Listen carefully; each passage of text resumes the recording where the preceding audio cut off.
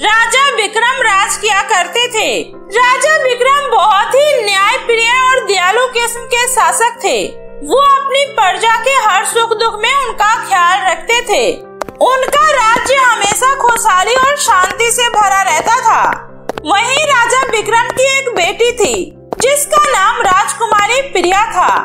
प्रिया बहुत ही दयालु और समझदार राजकुमारी थी। वो हमेशा अपने राज्य के लोगों के लिए कुछ करना चाहती थी, जिस वजह से राज्य के लोग राजकुमारी प्रिया को बहुत ज्यादा पसंद करते थे। वहीं राज के पास में बने घने जंगल में एक जादूगरनी रहती थी जिसका नाम नयनतारा था। उसने कई बार राजा विक्रम की मदद भी की थी। एक दिन जादूगरनी नयनतारा राजकुमारी प्रिया से मिलने उनके महल आती है और राजकुमारी से कहती है, राजकुमारी प्रिया, मैंने सुना है तुम बहुत ही समझदार और दयालु किस्म की राजकुमारी हो और तुम्हें अपने राज्य के लोगों की मदद करना बहुत ही अच्छा लगता है। इसलिए आज मैं तुम्हें कुछ देना चाहती हूँ। ये लो, ये एक जादुई कंगन है। इसका इस्तेमाल हमेशा लोगों की भलाई के लिए करना, क्योंकि अगर इस जादुई कंगन का किसी ने गलत उपयोग किया तो उसके साथ कुछ भी बुरा हो सकता है। आपका बहुत बहुत शुक्रिया जादूगरनी नयनतारा। मैं आपके इस जादुई कंगन का इस्तेमाल हमेशा अपने राज्य के भलाई के लिए करूंगी। इतना कहकर राजकुमारी जैसे ही उस कंगन को अपने हाथ में पहनती है, वैसे ही उसे अपने अंदर एक अजीब सी शक्ति महसूस होती है, जिससे वो कोई भी काम बड़े ही आसानी से कर लिया करती थी। वहीं राजा के मंत्री चंद्रपाल एक लालची और चालाक इंसान था। वो हमेशा अपनी ताकत बढ़ाने और राजा के प्रति अपनी पकड़ मजबूत करने की योजनाएं बनाता रहता था। उसकी भी एक बेटी थी जिसका नाम नीलम था। वो भी अपने पिता की तरह ही लालची और स्वार्थी थी। उसे भी हमेशा से ही जादू और ताकत का बहुत शौक था। इसलिए जब उसे पता चलता है कि राजकुमारी प्रिया के पास एक जादुई कंगन है, तो उसके मन में उसे चुराने का लालच आ जाता है और वो कंगन चुराने की योजनाएं बनाने लगती है। मुझे कैसे भी करके राजकुमारी प्रिया के कमरे से वो कंगन चुरानी होगी, तभी मैं इस पूरे राज्य पर राज कर पाऊंगी और राजकुमारी प्रिया को अपनी दासी बना पाऊंगी। नीलम इतना कहकर एक योजना बनाती है, लेकिन इस बार वो अपने पिता से छुपाकर जादुई कंगन चुराने के बारे में सोचती है। एक दिन जब राजकुमारी प्रिया अकेले महल में होती है, तभी नीलम मौका पाकर उनके कमरे में घुस जाती है और उनकी जादुई कंगन चुरा लेती है। और वो जैसे ही उस जादुई कंगन को पहनती है, वैसे ही उसे अपने अंदर एक अजीब सी शक्ति महसूस होती है।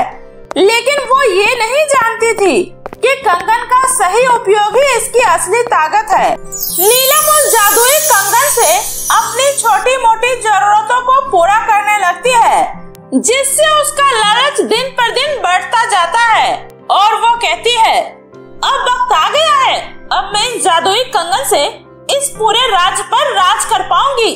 फिर कोई भी मेरा मुकाबला नहीं कर पाएगा और फिर मैं राजा और उसकी बेटी को कारावास में बंद करवा दूंगी, जैसे उस राजा ने कई साल पहले मेरी माँ को बंद करवाया था। हाँ।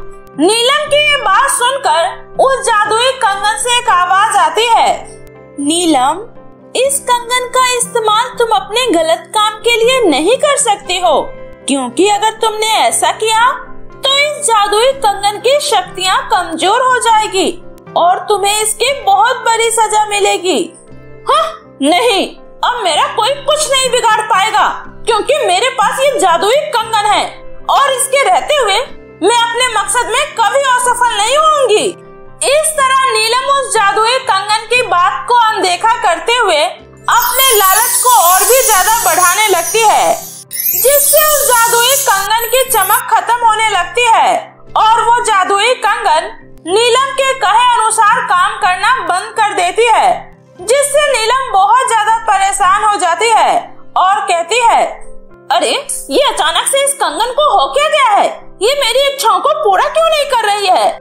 इधर राजकुमारी प्रिया को जब नीलम की हरकतों के बारे में पता चलता है, तो वो उनसे मिलने उनके घर जाती है और उससे कहती है, नीलम, तुमने मेरे कमरे से ये जादुई कंगन चुराकर अच्छा नहीं किया, क्योंकि तुम्हें पता भी नहीं है इस जादुई कंगन का इस्तेमाल सिर्फ लोगों की भलाई के लिए ही किया जाता है, ना कि अपने लालच को पूरा करने के लिए। क्योंकि ये जादुई कंगन सिर्फ एक कंगन नहीं, बल्कि ये हमारी सोच और हमारे दिल की सच्चाई को भी परखती है। इसलिए अगर इसका कोई दुरुपयोग करेगा तो इसका अंजाम बहुत बुरा होगा। राजकुमारी प्रिया की बात सुनकर नीलम को अपने किए पर बहुत ही ज्यादा पछतावा होता है और वो राजकुमारी प्रिया से हाथ जोड़कर माफी मांगती है। मुझे माफ कर देना राजकुमारी प्रिया, मैंने अपने लालच में आकर इस जादुई कंगन को आपके कमरे से चुरा लिया था, लेकिन अब मुझे समझ में आ गया है कि इस जादुई कंगन का इस्तेमाल सच्चे दिल और साफ मन से ही किया जा सकता है। इतना कहकर नीलम राजकुमारी प्रिया को उनकी कंगन वापस दे देती है। वहीं जब राजा को नीलम की हरकतों के बारे में पता चलता है तो वो नीलम को कुछ महीनों तक जंगल में रहने की सजा देते हैं ताकि वो अपने अंदर बदलाव ला सके, जिसके बाद नीलम को कई महीनों तक जंगल में ही अपने दिन गुजारने पड़ते हैं, जिससे उसे पता चलता है कि लालच और स्वार्थ से हमें कभी भी सच्ची खुशी नहीं मिलती।